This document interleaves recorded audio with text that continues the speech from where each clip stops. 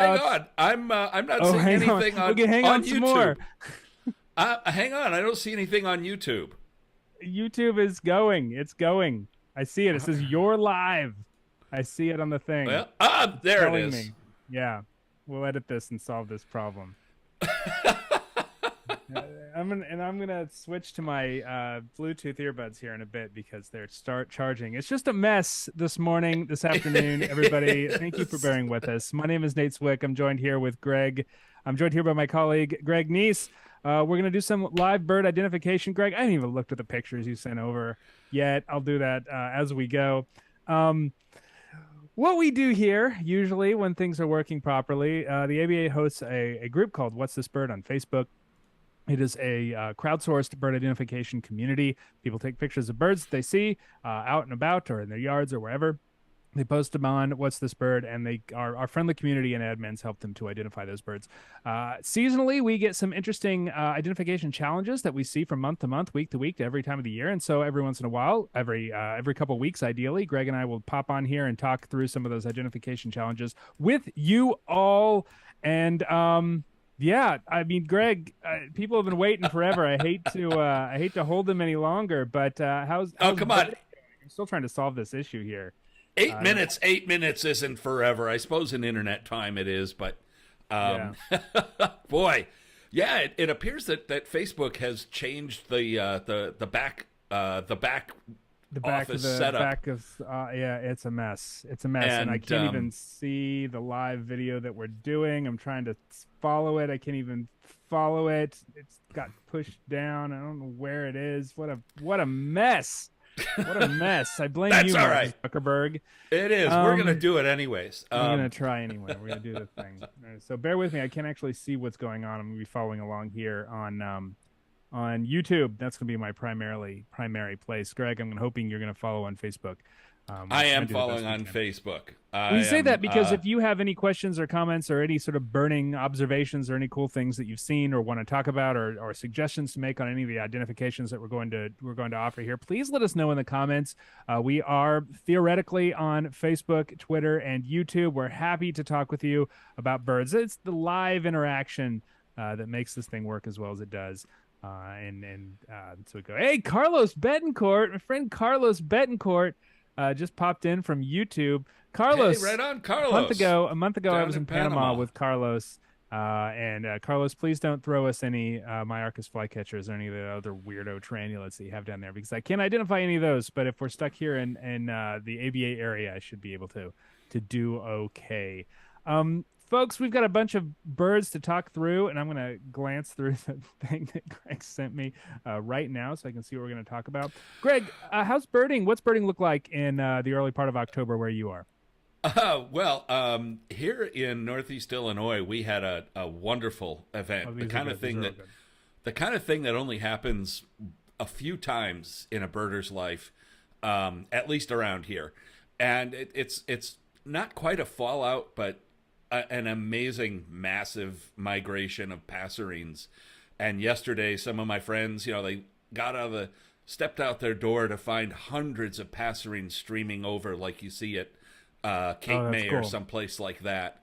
And I stepped out in my backyard yesterday at about 7 o'clock, and there were just more warblers and things than I ever see. I mean, it was just amazing number of birds. Yeah, that lakefront phenomenon is really a really a fun thing for those people who are up around the Great Lakes, or actually anyone who has a But this big was body of water. but this was even like more than like a really really good day. I mean, this was just shy of an actual fallout. Oh, that's Um, cool. yeah, it was really cool, and it's still birds are still around, and there's more today. Um, and we've got a cold front pushing through. We might get a first frost. And Wow. we've got an ideal setup for hawk winds tomorrow. So if you're in the Great Lakes, man, right now get outside and bird because this is going to be a great weekend. Yeah, for sure. This is usually the weekend, the second weekend of October where I live is usually associated with, yeah, as you say, the first cold front of the year in the southeast, and that usually brings along those last late migrating warblers, things like orange-crowned warbler usually comes down around this time of year. Palm warbler usually starts funneling through, and the sparrows. So this is when we start seeing sparrows. Usually in the mid-October is when people in the southeast start seeing their first migrant juncos and white-throated sparrows, and all those things are moving in and settling in. This is where you start to get a sense of what's going on in what you're going to see for the rest of the winter. But it's this is what's great about fall migration. It just lasts and lasts and lasts and lasts, and the temperature is usually really pleasant, and it's just fun to get out and bird this time of year. So please do so. We got a lot of cool things to talk about that I think you might be able to see depending on where you are in the continent. It is, and I want to give some shout outs here to people who've been waiting: Susan Nelson, Christopher Dean, Judy Blankenship Zawberger, Jody, Calvin Reese, Naomi, Tim, and Jeff Blanchard, Paula. Boy, there's just too many people to go through. And my buddy, yeah, Carl we got a lot Giametti. of people on YouTube as well. Hey, OKC Cal. Hey, Dan Salimi. Hey, Sarah Coffey. Hey, Amy Nimela. Hey, Woodthrush 1111111 4 ones. There's only 4 ones. Who asked a really good question that we can kind of jump off on because we've been seeing a lot of interesting weather. Fall is a great time for interesting weather. I mean, interesting both kind of positively and negatively. It's a time of tropical storms in the northern hemisphere, and we've seen a lot of those, including some increasingly devastating ones. And I do want to point out that birders. I always have there's a paradox with hurricanes. I feel it here in the southeast. You sort of feel excited about the possibilities of birds getting blown around and moved around a little bit, but also you have a mind towards the incredible destructive power of these tropical storms. They're impressive in all the positive and negative terms that you could possibly imagine with those. But Woodthrush 41s asks, "Hey guys, how do hurricanes impact migrating and resident birds?" They definitely do. They move those birds around, especially windblown birds like seabirds, gulls, sooty terns are kind of classic hurricane blown birds. Sometimes you get tube noses blown in. Nova Scotia had their first record of Trindade petrel. It was the first for Canada. That was following Hurricane Fiona a couple weeks ago. Possibly related to Hurricane Fiona was a red-footed booby recently found in Massachusetts, which is an incredible bird north of Florida on the East Coast. But birds, like migratory birds, actually use hurricanes in lots of interesting ways too. I can think of 2 species that is sort of noteworthy for that. One is a whimbrel, one of our big migrating shorebirds that breeds in Arctic Canada and winters all the way down in the south of South America on the Pampas, and they actually fly into hurricanes, like intentionally fly into the storms and get a boost from the hurricane storm. So the hurricanes kind of rotate counterclockwise in the northern hemisphere, and so they kind of fly into that western side of the hurricane and kind of slingshot themselves down across South America, which is really cool. And also, there was some recent work done by a professor in I think Delaware, Christopher Heckscher, the friend of the ABA, who did some cool work on vireo, which is a familiar migratory thrush to most folks across the eastern 2/3 of the continent. And they actually time their southbound migration based on the intensity of the hurricane season. So if they can sort of predict whether or not it's going to be an intense tropical storm season in the Atlantic basin, and they leave their breeding grounds early when it's going to be a big hurricane season, which is one, like how they predict it is unknown, like the mechanism is unknown, but they're better at predicting hurricanes than many of the meteorologists that you might see on TV, which is phenomenal to me. So those are 2 birds that use hurricanes in really interesting ways. And another thing that happens with hurricanes is if you're under the remnant when it moves inland. I'm thinking back to one of the famous storms that came up through Louisiana and came up the Mississippi, and the remnant just brought tremendous amounts of rain to the Midwest in September. Yep. And it stopped southbound migrants in their tracks. And there was literal shorebird fallout across central Illinois when they hit those storms, and it was some of the best, most amazing shorebirding that we've ever seen. Yeah. Just Yeah. godwits and like sanderlings landing in muddy fields, which you hardly ever see. And so yeah, there's a lot of well, all severe weather will impact birds, and if you know what to look for and how to react to it, you can see some amazing things. All right, Greg. I think I got my stuff fixed. Oh, there you go. There we go. Now I don't have to wear these big old headphones. All right, we'll see. We'll see if this works. Hopefully they won't go dead halfway through. Well, they probably will, because that just seems to be what's happening today. I started charging them about 20 minutes ago. All right, Greg, shall we get to Nikki Belmonte's in the comments on YouTube, our executive director, making sure that we're doing a good job with outreach here. She lives in Metro Atlanta. She said there's today in Northern Georgia. Is it a warbler or a falling leaf? Yeah, I get fooled by American redstars in particular frequently because of that. I actually think that's probably an evolutionary advantage to look like a falling leaf if you're an American redstart. Yeah. All right. Well, let's just jump right into the pictures. Let's do the thing, Greg. The thing we're here to do. And did it turn? It has not yet. All right, we are having all kinds of technical difficulties here. Here we go. What the heck. Isn't the 13th next weekend? Yeah, really. Okay, the first bird here comes from Long Island, New York. All right, so what do we got here, Greg? You tell me, because... go ahead. All right, so things I'm looking at when I look at this bird. I am seeing a bird with sort of spindly, small legs. This is going to be one of our perching birds based on the pine needles that we're seeing around it. I'm assuming this is actually one of a small bird. So let's it's going to be the back half of your field guide. Past that, I'm looking at the bill. It's got a conical, thick-based bill, of which we commonly see among our finches and sparrows. Now, those are two separate groups of birds, but they were narrowing it down even farther. Finches tend to have relatively long wings and short tail. This bird has a long tail and relatively short wings, so I feel pretty confident that it is going to be in the Emberizid family. This is our New World sparrows. Mm-hmm. And do you want to go beyond that, Greg, or should I keep going? Should I keep narrowing it down? No, keep narrowing it down. But I will say that couple of things that stand out to me right away, like you said, that big conical bill and it's pink, and that narrows things down quite a bit. Yeah, definitely. And you can usually break sparrows into two larger groups, kind of sparrows with plain breasts and sparrows with busy streaky breasts, and this is definitely one of the plain-breasted sparrows.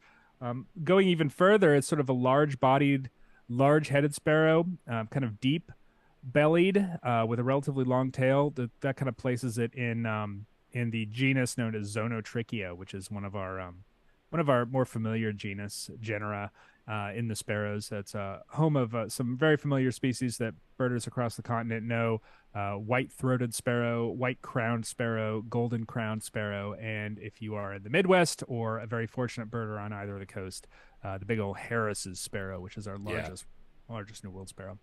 Some things I'm looking at here. It looks like it's got some wing bars, a little bit of wing bars, streaky back. It's got a pattern on the cap. It's got a very dark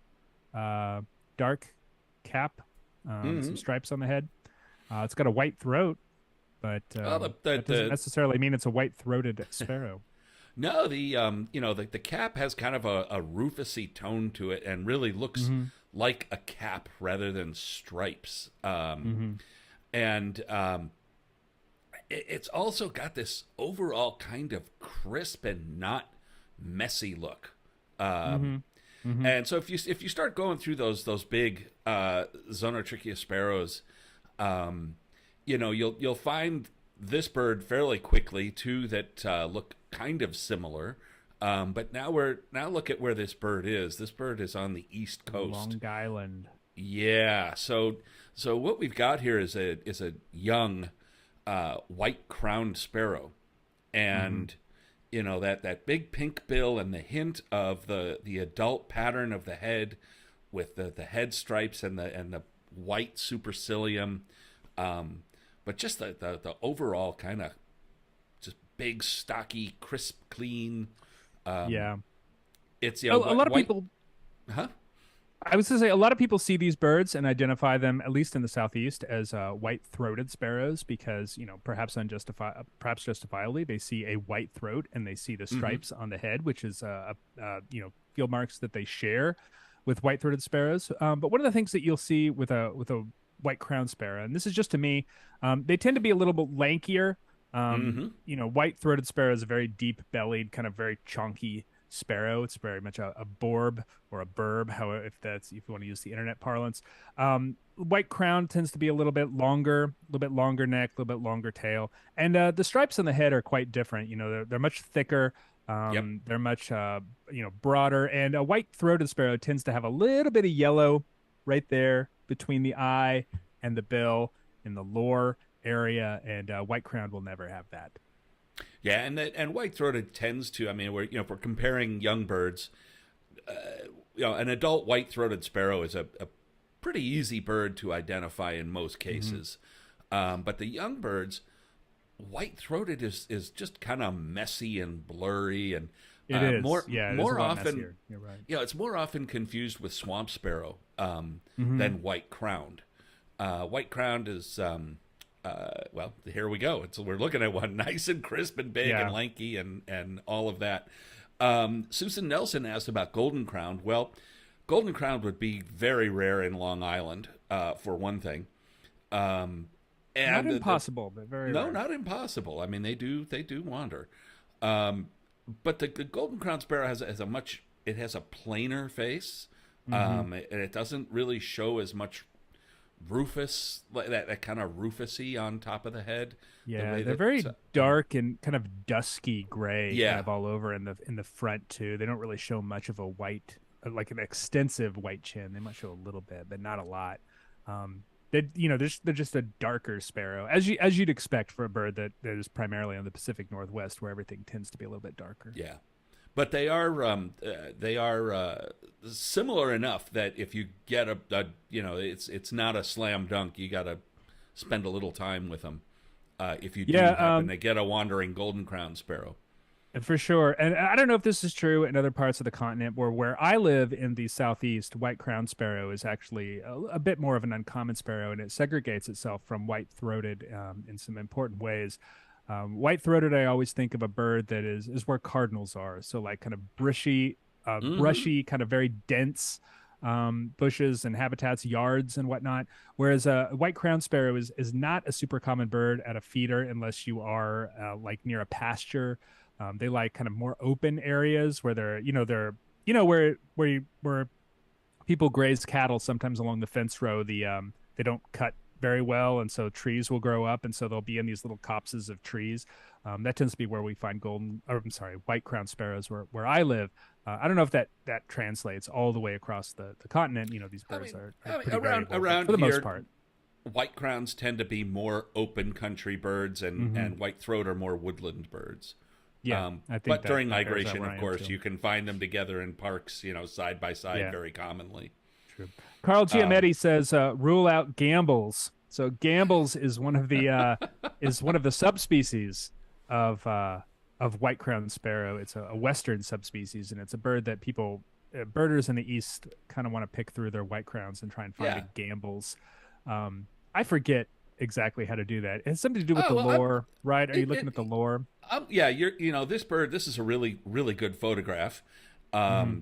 and we can see that there is this dark line connecting the eye to the cap at the base of the bill. Now, the way the bird is facing us, and those feathers in the lores are kind of standing up, so you're looking Mm-hmm. at the ends as much as you are. If they were laying flat, that dark line would be, I think, more easy to see. But it's definitely there, so I Yeah. would not call this a gambles. Yeah, and Gamble's I think has a paler bill as well. They tend to have kind of a pinkish Mm-hmm. bill, if I recall correctly. Couple things on YouTube that are worth noting before we move on to the next bird, Greg. Sarah Coffey asks, does it lose the white crown in the fall? I would say no, but usually it shows a little bit more of a white crown than we see on this bird. I think we're the angle is kind of giving us a little bit of Exactly. trouble here. I think if we were looking at it, if we were in the field, you might see the white crown a little bit more. Jim Fiermeyer asks, some folks would identify this as a field sparrow, other than the line through the eye. What else rules this out? Field sparrow doesn't tend to have quite as dark cap or crown. I was crap. I was kind of just opposing crown and cap. And field sparrow has a very plain face. Like there's not a lot going on there. It's got an eye ring. It's got a very kind of cute babyish kind of looking face and a very pink bill. Much paler than this bird would be. Yeah, and it's not a robust bird. Yeah, It it's dainty. Yeah. it's a dainty bird, and like you said, it's cute and it's got a very open face. Now what's interesting, what's interesting about field sparrow is that of the sparrows that you might confuse it with, white crowned, the overall color pattern kind of like matches field sparrow the most. Yeah, In those kind of I'd give you that. that kind of buffyish brown, and that pale tannish brown. White throated tends to be a little darker, as I said, and a little muddier. But if you get any kind of familiarity with the two of them, the size and structure of the bird right away will tell you what it is. Yeah, for sure. And that's what people always suggest with sparrows in general is kind of break them down into the genera. In the east, it's easier to do because we have the kind of big chunky zonotrichias and kind of more lithe spizellas, which are like your field sparrow and your chipping sparrow, and then kind of I don't know, very long-tailed, very streaky melospizas, which are like song swamp, Yeah. Lincolns, stuff like that. It's a good idea to kind of break those into groups and then go forward from there, trying to Yeah. identify the birds and sparrows. I know Well, Kim we're going to Kaufman get to writes some about more that in sparrows Advanced here Birding. too. We're at half an hour. We're at 1:30 and we've done one bird, Greg. I feel like we got to pick up the pace a little bit. A lot to Let's say about move it. sparrows, though. Yeah. Let's move it. Okay, this one comes to us from Los Angeles, California. Oh, that's an Um, interesting place for this photo to come from. yeah. Well, we got it looks like just a teeny little thing. Look at the size of the twigs it's on. Yeah. Um, and it there's a bunch of little birds that are kind of like that out west. You've got again, Yeah. if you go flipping through your field guide, you've got things like bush tits and verdin and kinglets and maybe some warblers too that are little guys like this that are kind of gray and green and No doubt. Orange so crown what are in we particular. what are we getting here? So, some things I've noticed about this bird is that it is more or less sort of featureless, except for it's apparently got a white eye ring. That's a big thing. It's got a couple wing bars there. It's got a relatively short tail, so making it very look like a very compact bird. That bill is really really interesting, Greg. Because as you say, there are a few birds that sort of give this overall impression, especially in the Western United States or the Western Mm-hmm. North America. The ones that I'm sort of thinking of as immediate contenders for this identification would be something like a bush tit, which I would imagine would have a much longer tail and than this bird would have. Ruby crowned kinglet is a good bet Absolutely. I mean, for one of these things. Ruby crowned kinglet is a pretty fairly common bird found across almost the entire ABA area. There's very Regulus few places calendula. that don't have ruby crowned kinglet at some point during the year or Actually, another. I said it's Regulus calendula, but I think they just changed the genus of ruby crowned kinglet just like this past year. They gave it its own genus. Oh, that's too bad because Regulus is one of my favorite Latin Oh, it's Regulus names. calendula, actually. Regulus is golden crown, or Well, yeah, one of no, the I know that, gold but if crest you or said fire they crest. changed the genus name, Oh yeah, yeah, I forget what it is. It's something different. uh, but yeah, so I mean, if you look at your field guide, and you land on ruby crowned kinglet, it's like, oh, it's got wing bars, it's tiny, it's got that big bold eye ring. Mm-hmm. I boy, you know. I feel like you're trying to trick me with this bird, though, Greg, because there's What? there's a Oh, ruby no, crowned no, kinglet look-alike in the there is. western And in California, and particularly Southern California this time of year, and it's a and vireo actually. It's called yeah, so Hutton's vireo. let's deal with that. Yeah, so And I don't have a lot of experience with Hutton's vireo, but on that initial photo, that bill definitely gave me some pause yeah, because I don't recall ever seeing a ruby crowned kinglet with a bill that heavy and stocky. yeah, and I'm going to flip back to that bird in a second here because the angle and everything of that photograph is definitely Yeah, that's what I was thinking. I couldn't tell if it was the angle it's or not. you I think scratch that's your head. real. I think it's real. But here we have the two species that we're talking about here: Hutton's vireo on top and ruby crowned kinglet on the bottom. And boy, are they similar. But Very note right away the heavier bill of the Hutton's vireo on top. It's got that classic vireo bill with the little hook on the end. I mean, Yeah. remember vireos are just little shrikes, and they're little murderers, and they will kill anything they can overpower. You're gonna tell me my beautiful, peaceful looking blue headed vireos are murderers. Absolutely. If you're I a guess they're all little caterpillar, you're dinosaurs. running as fast as you can. Which is unfortunate because the caterpillars, well, anyway. But the things to notice here right away are that bill size, and look at the wing bars.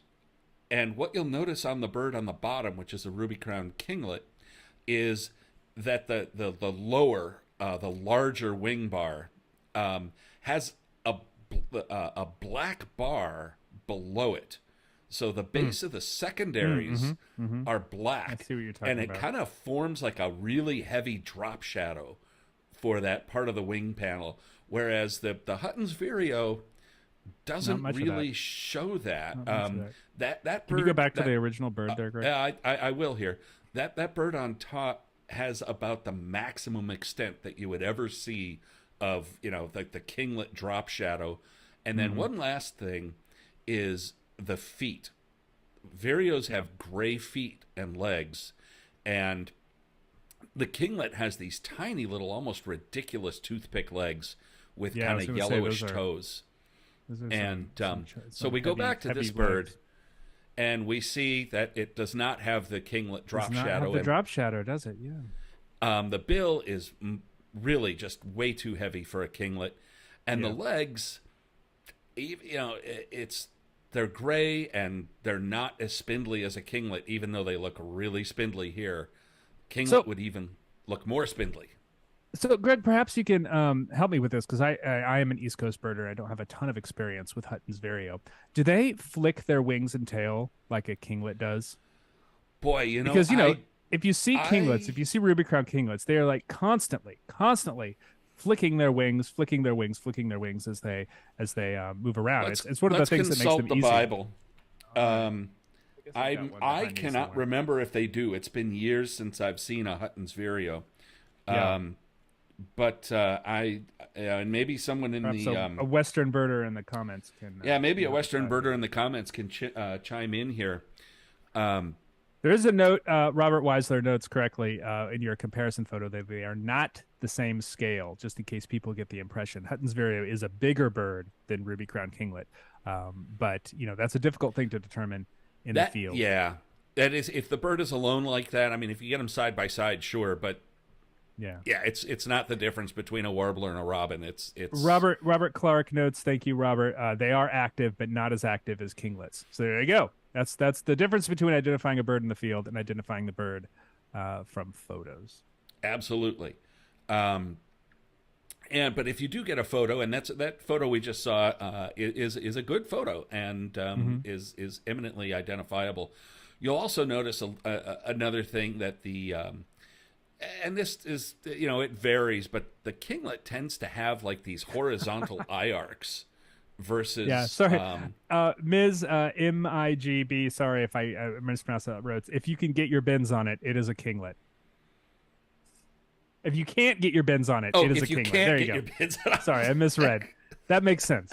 Yes, that does I once make tried sense. to once I wanted a challenge. I tried to digiscope a golden crowned kinglet at a fall feeding flock, and I actually got like two or three okay photos, but the rest were just That's absolutely like missing limbs and tails of a bird and a wing and tail. It's hard to see. Kinglets are very active. yeah. Kinglets are very active, and they do like Nate said, they do this little wing flicking, which Tim Callback says he lives out west, I believe. They do wing flick, but kinglets are much more active than vireos, and they tend to Yeah, do also this little hover and pick, where they'll hover under a group yeah. of leaves or something and pick at it, which vireos rarely do. Okay, we're gonna press on here Yep. because we've got Moving other on. birds to get So to. many birds. So many And birds. this one, Oh, this one comes from Cristoval, Texas. Cristoval, Texas. It is the season for hawk It watching. is. Actually, it's a little late, but there's still a lot of hawks going by.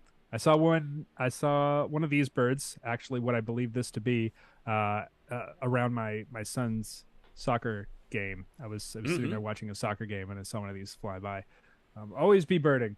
But anyway, Always be so we're birding. looking at a bird of prey here, Greg. I think that much is clear. And when we're Yeah. talking about hawks, where we typically break them into a couple different groups. We have our kind of relatively short-tailed, broad-winged buteos, and we've got kind of our long-tailed, relatively short-winged Cooper's hawks. I mean, sorry, accipiters, which are Cooper's hawk Which are sharpshooters, almost and always Cooper's hawks. almost always Cooper's hawks. At least these days.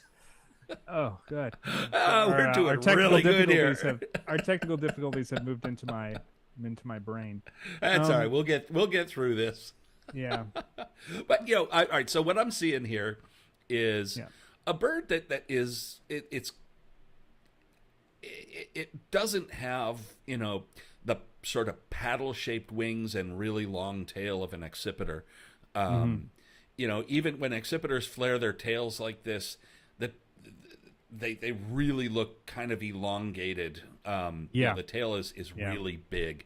So I think we can Yeah, confidently they look call they this. look kind of longer front to back than they do side to side, whereas this one is longer side to side than it is front to back. Yeah, and we can also see in the picture that let's say that this is we're going to say this is a buteo. We're going to cut to the Hmm. chase here.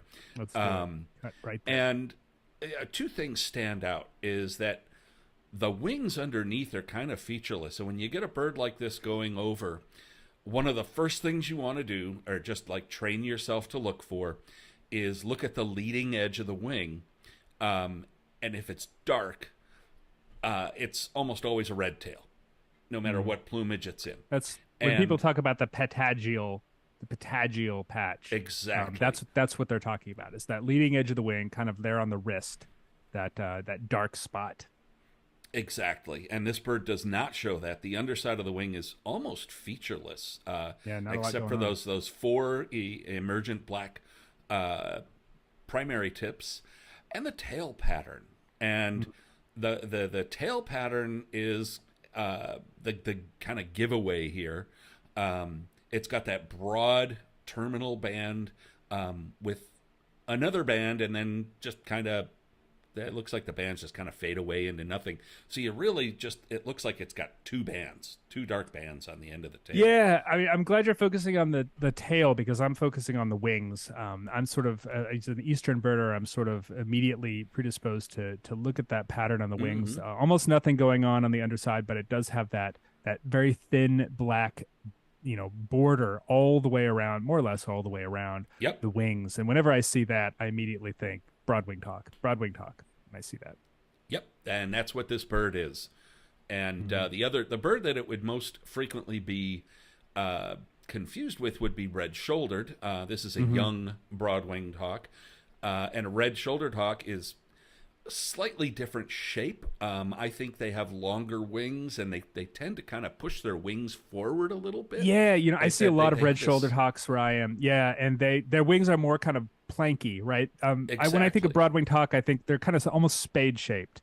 yep, It's an elaborate spade, but it's kind of broad, like almost kind of like a paddle, and kind of more pointy at the tip. Whereas, a red-shouldered hawk is going to be kind of, you know, more or less the same width, so exactly. almost to the very end. Yeah. A red-shouldered hawk would show an obvious pale patch at the base of the Yes. primaries Exactly.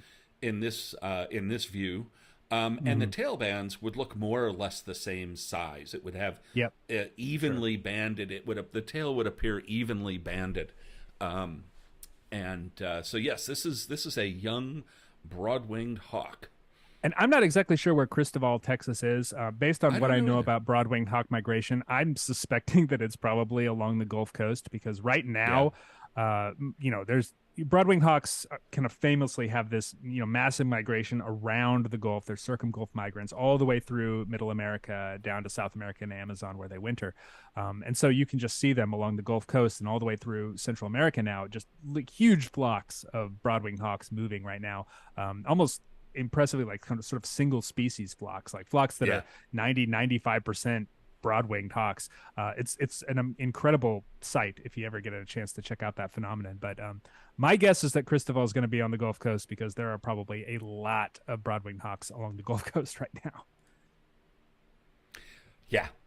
Someone in And and someone in YouTube suggests Swainson's hawk. It's a good point. They do tend to have kind of long wings that are kind of pointed at the tip, and they do sort of mhm. have the outer four fingers or whatever kind of dark, but they don't tend to have that band all the way along the trailing edge of the wing, if I recall correctly. And to my mind, Swainsons have a very distinctive profile in flight, very long winged, even longer than like a broad-winged hawk appears.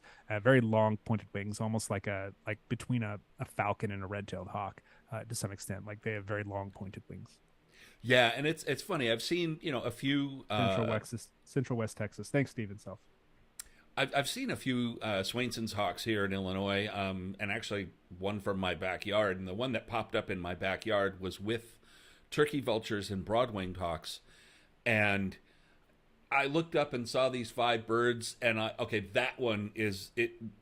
No matter how it was in the group that was starting a little kettle, it was obvious that one of them was quite different.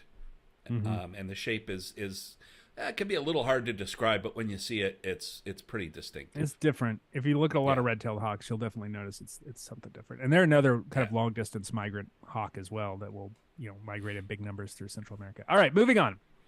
Okay. Um, Burlington, Ontario. Yep. Well, I think And based on the way the bird is oriented on the tree trunk, I'm pretty sure we can call this one a woodpecker. Greg, let's just cut right to that I I chase. would I would I would say so, and we can also see its zygodactyl toes, which is Indeed. two in front and two in back, and that is woodpeckers and so their allies or birds near them have zygodactyl toes like that. Correct. And I'm also seeing a row of very neatly drilled holes immediately above its head, which Oh should yeah, give look us at some that! There's another information clue as that I didn't well. even notice. That's good spot there, Nate, because I didn't even see Yeah. that. But look at just how heavily patterned this Yes. bird's back is, and it's not like there's just all kinds of pattern going on here with different colors and shapes and stuff. It's really it's beautiful when you just get a little moment to study it. Yeah. But the Indeed. Very long wings too for a woodpecker. and long wings, when you see the long primaries uh, protruding beyond the end of the main part of the wing panel like that, this bird is a migrant. They tend to cover some distance during the course of the year. But the thing that's standing out here the most is that big white mark on the wing that is kind of Mm-hmm. on angle to us, Slash. Yeah. but we can see it. It's got this big white mark there, and that white mark is unique to the sapsuckers. Mm-hmm. Which Yeah, there's a lot all of the sapsuckery things to look for here. That, as Greg yes, says, that big white slash. There aren't very many woodpeckers with that much pattern on nope, the back. There's some that are sort of very bold black and white. There's some that have sort of like zebra stripes along the back. But that sort of pattern, that sort of messy mottled pattern, is very much a sapsucker thing. yep, And fortunately, our sapsuckers are they don't vagrate too much, or maybe the people just don't pick them up because they can actually be really tough to identify if there's a couple different species in one area. yeah, But in and they Burlington, Ontario, hybridize quite a bit. yeah, yeah, in Burlington, Ontario, I would really expect there to be only one option, and that is the sapsucker that's found across the eastern half of the continent, and that is yellow-bellied sapsucker, who are moving in big numbers right now. Absolutely. And as Nate pointed out earlier, the row of neatly the neat little row of holes going across over the bird's head, horizontal row. That's what sapsuckers do. They drill these little horizontal rows and they maintain them. And as the sap starts to come out, they drink the sap, and they also eat the insects that are attracted to the sap as Yeah, well. they don't really suck the sap, but And they do drink and lap at the same. yeah, they have a brushy tongue, and they lap that up. And what's also interesting about sapsucker holes, if you find a sapsucker that's sort of set up a fall or winter territory, because they do tend to maintain these holes, at least for a while, other birds will come and drink the sap. I've seen hummingbirds drink from sapsucker holes. I've seen all kinds of warblers and all kinds of Wintering other warblers. birds. Yep. And in Chicago, we had this really cool situation several years ago, middle of winter, January. We had a male black-throated blue warbler that was at a park right in the middle of downtown. And the park had some birch trees, and a sapsucker had set up station there. And we don't know if the warbler survived, but it was surviving by drinking sapsucker sap. It was following the that happens sapsucker down here all the way too. around. Yeah. Yeah, Cape May warblers, black-throated But I blue mean, it was warblers. brutally cold. Yeah. This was in January, and that poor Yeah. bird had no food but sapsucker sap. Yeah. For the entire winter, you'll have to see that. We get cold spells every once in a while here for like a few days, and sometimes you can find those warblers at the sap. Otherwise, there's plenty of bugs around. Yeah. All right, Greg, should we move on? We've got like 10 minutes. We got 10 minutes. More birds. Well, we could go a little over because we got started late, but That's fair point. we'll try to hit our mark. Okay, look at, oh boy, we got another sparrow that looks like the one that we just saw. Yay. All right. It's got a pink bill and a rufous cap and a eye line, just like the one eye we line saw to the before. eye, plain breast. Yeah. I definitely get some impression that this bird is a little bit smaller than the one they saw before. I think it's something to do with the proportion of the head to the body. That white-crowned sparrow has a relatively small head compared to a very large body, so it gives the impression of a larger bird, whereas this one has the head and the body are more similar in size, kind of bull-necked almost, which makes the bird appear a little bit smaller. Yes, some things to look at. New Hampshire, that's awfully green for New Hampshire this time of year. I wonder if this photo wasn't taken earlier in the summer, but I'm not exactly sure. But anyway, so light-colored bill, Yep. plain breast, strong eye line, dark cap. I mean, it says one thing to me. I wonder if it says the same thing to you, Greg. Absolutely. Chipping sparrow. And Yep. chipping sparrow, yeah, it's got the bill is thinner. I didn't have time to put comps together for these like I sometimes do. But chipping sparrow is, as we talked about, the white crown, the Zonotrichus, those are big, bulky, sturdy birds compared to chipping sparrow and some of the things that look similar, but they're really the whole structure is different when you see them in the field. This is a small, almost tiny, dainty bird with a thinner bill. But the key thing that we see here, like you pointed out, Nate, is the kind of boldness of that eye line with the dark line behind it, and the face is a little blown out, but you can see the dark feathering in front of the eye, which is another key mark of chipping sparrow. Yeah, for sure. In the winter, birders in the southeast frequently get chipping sparrows a little bit confused because they look quite different in the winter than they do in the summer. In the summer they have that very dark chestnut cap that is almost kind of glossy on top of their head. That cap gets really streaky in the winter, and so it gets a little bit more. It's not immediately what you recognize as the chipping sparrows that you've seen in your neighborhood all summer long. They look pretty different, and people will confuse them with things like American tree sparrow, which is very rare in the southeast, but it tends to be a much more kind of husky sparrow, bigger head, bright pink bill, very, very different from a chipping sparrow in terms of kind of structure. But yeah, so keep an eye out for those. They change a little bit, and they can be confusing to some birders. A breeding plumage chipping sparrow also has a glossy black bill. Oh yeah, gives it a unique look. It's the head pattern on that bird is really striking in spring, but in fall they look like this. It will get washed out. Yeah. Good And we're one. going to Moving jump right to on. another Oh, so sparrow. fast. Oh, we're skipping the South Carolina bird. That's fine. That's fine. Wait, I didn't. Oh, the thing you sent me had a bird from South Carolina in between these two sparrows, but that's maybe it's we're out of order. Maybe it's the next one. In any case, yeah, that it doesn't matter all that much. Oh, I did This is move him. I actually did move him. oh, right on. Yeah. All right. Cool. So anyway, this is a bird that is in the same genus as the chipping sparrow, if I Yeah. recall correctly. It's a spizella as well, and you can immediately see a lot of similarities. Shape, structure, very similar. It's got Mm-hmm. a pattern on the head that includes a cap and an eye line, even though it's not nearly as strong as chipping sparrow. And the face itself is much busier. Mm-hmm. Plain chest and breast and belly. Yeah, so there's this is a bird that you're kind of going to want to look through your chipping sparrow flocks in many places.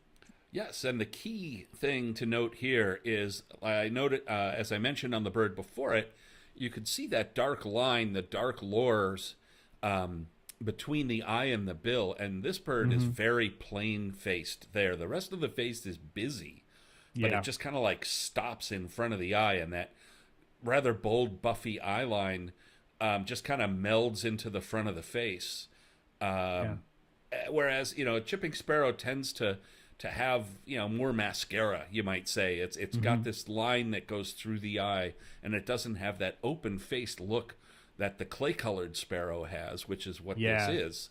Yeah, And I think this is nice. That it shows that kind of classic winter clay-colored sparrow that is kind of mhm, buffy all over the front, kind of like that beige light, except for the area on the back of the neck, which like kind of right, stands out here. This is really nice. That that's a gray nice. back of the neck doesn't always show that well, but definitely something to look for if you're looking for clay-colored sparrows. Absolutely, and in New Mexico, you might have brewer sparrow as well. Brewer Yeah. sparrow doesn't have as busy a face pattern, but we can also see it's on edge here. But we can also see that this bird has a whitish stripe through the crown, which Hmm. brewer sparrow does not have. Does not have. Southwest United States is a great place to look for sparrows. A lot of really cool varieties of sparrows and opportunities to explore. I should point out, I'd be remiss if I didn't point out that the ABA is hosting an event in Southeast Arizona, a sparrow tour where they focus on sparrows and as well as all the other cool birds that you see in Southeast Arizona any time of the year. But it's a great opportunity to look at sparrows. Please check that out, aba.org/travel, if that's the sort of thing that you are interested Yeah, in. You'll probably see a lot of clay-colored sparrows. I believe that trip is in January or February. I think yeah, I'm it's usually end of January, beginning of February. Peak Yeah, but peak time for it's those birds. it is wonderful because you can see so many species in the course of a few days and really get Sparrows and and warmer get sparrows. and see some birds that are really hard to see like Baird sparrow Yeah, and Bairds. some of the Yeah, western and some of longspurs. the long spurs too. Not sparrows. They used to be considered sparrows, but they're Yeah, sparrow esque.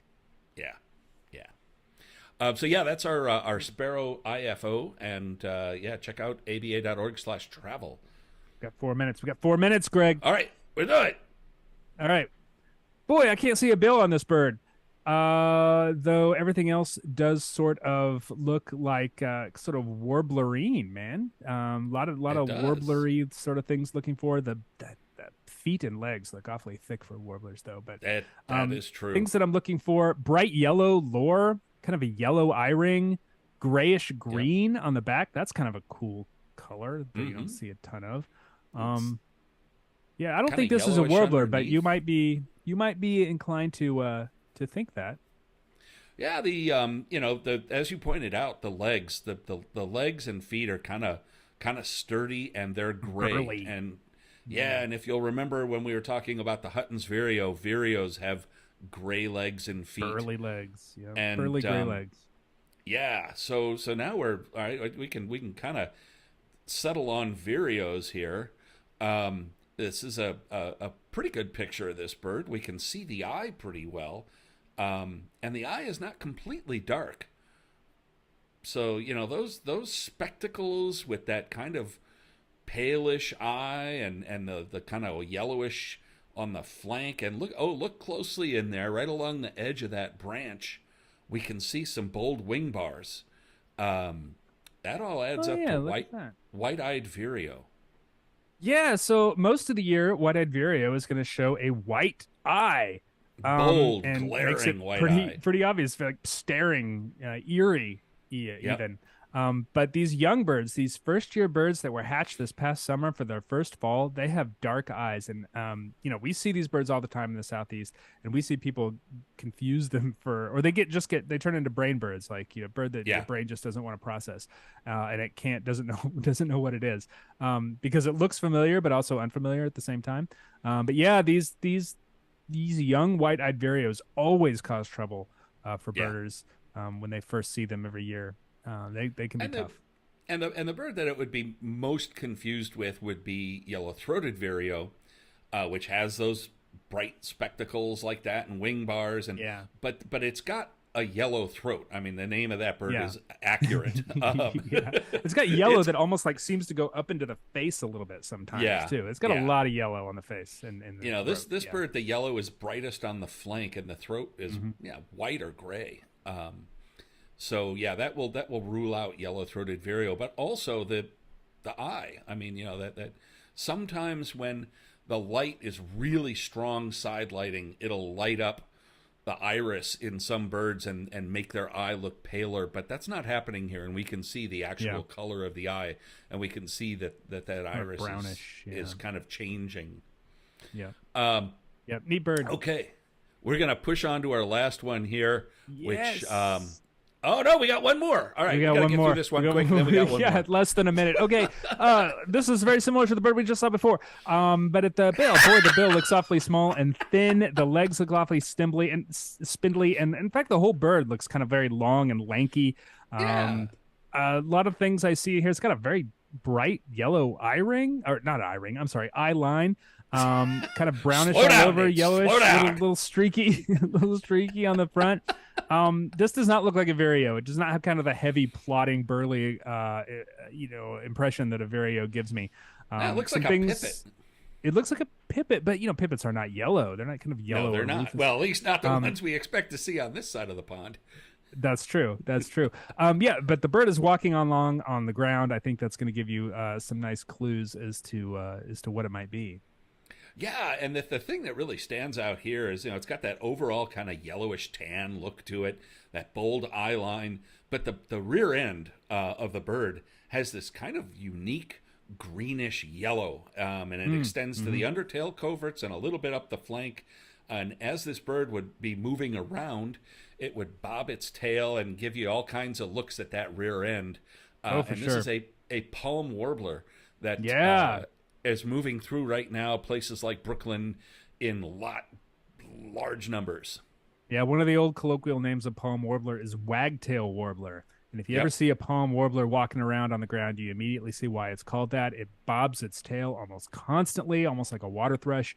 And so that makes it quite easy to tell, even if you don't get as good a look as you see here in this one. I would go even farther, Greg. This looks to me like the eastern palm warbler, the yellow palm warblers. They come in Yeah. two varieties, kind of whitish and Yeah. yellowish. The yellowish ones breed in Quebec.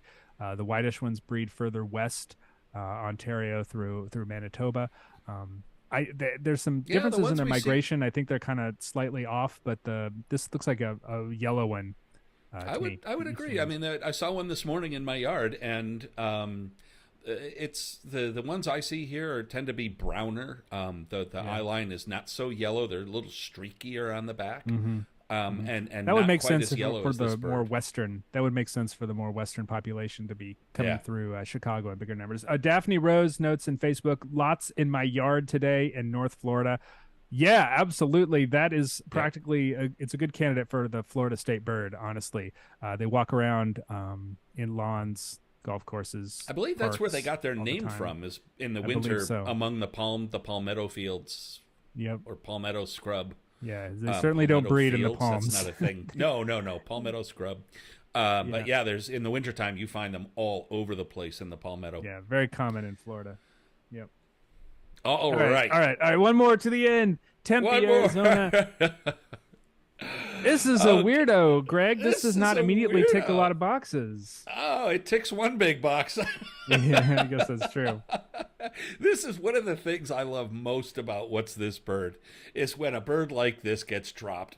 And I believe, if I'm remembering correctly, and I can't when we're doing this, I can't flip between browser windows or tabs to double check. But I believe this was Nick Komar, who was vacationing in Tempe and took a walk around his Airbnb and stumbled on this bird. And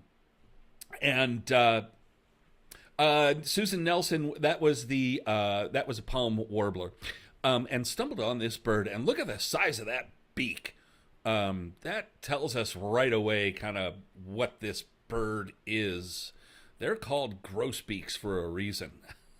But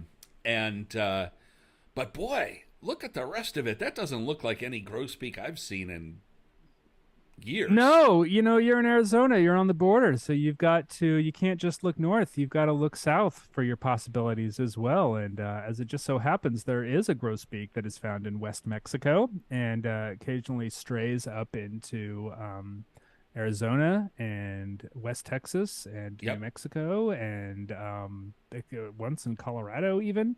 And it is a yellow grosbeak.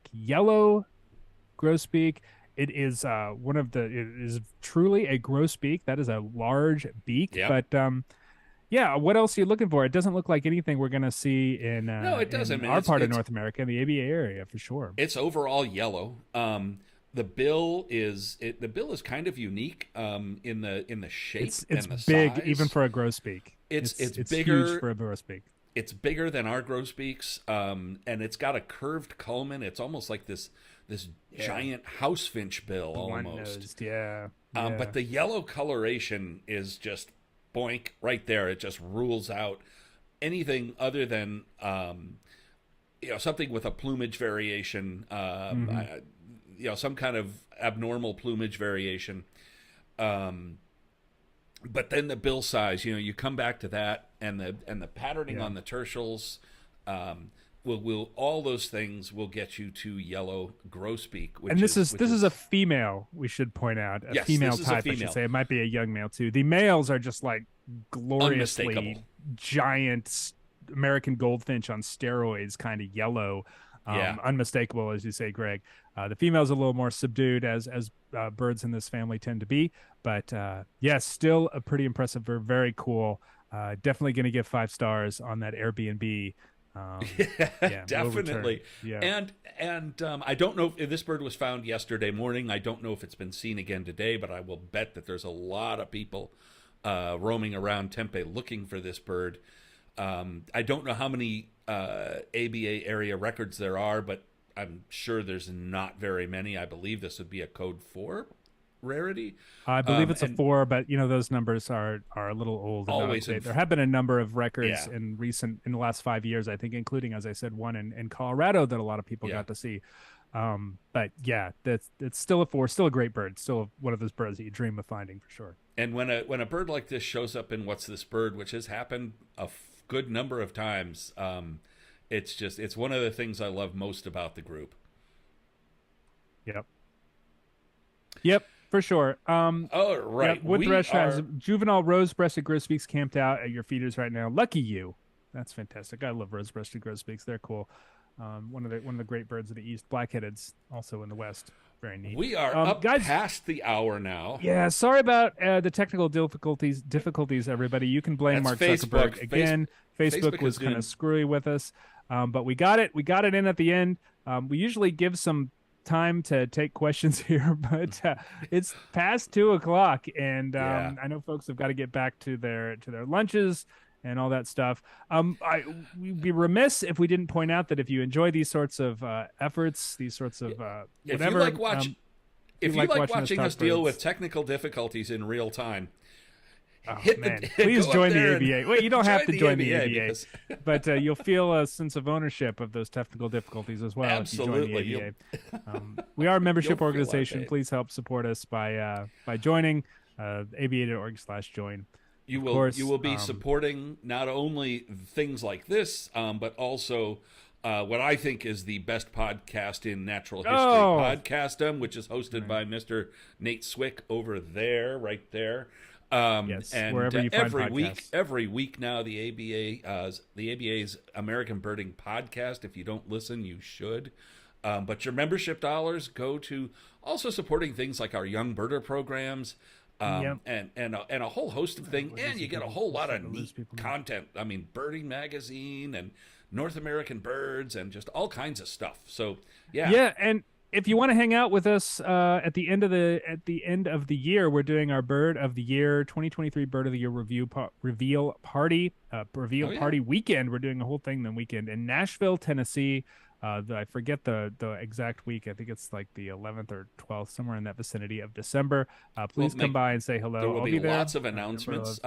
If you're going if you're going to the Cape May Birding Festival, we will be there.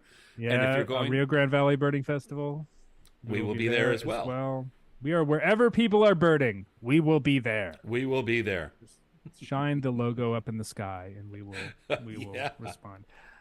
Thank you all for joining us. We will be back in a couple weeks to talk birds again. Thanks to all the folks on YouTube. Thanks to folks on Facebook and Twitter. We really enjoyed it. We love talking birds with you. Please come back in a couple weeks. If you want to get an announcement of when we do this, please sign up for our Flight Calls newsletter. I will post the link in the comments, and you can get that. We usually give you 24 hours notice or so. Yeah. Or just otherwise, we'll say go December to aba.org, and in the footer of every page is a link to the Flight Calls sign up. Yep, you'll get there. Anyway, we're gonna let you go. Thanks everybody for your participation, and we'll see you in a couple weeks.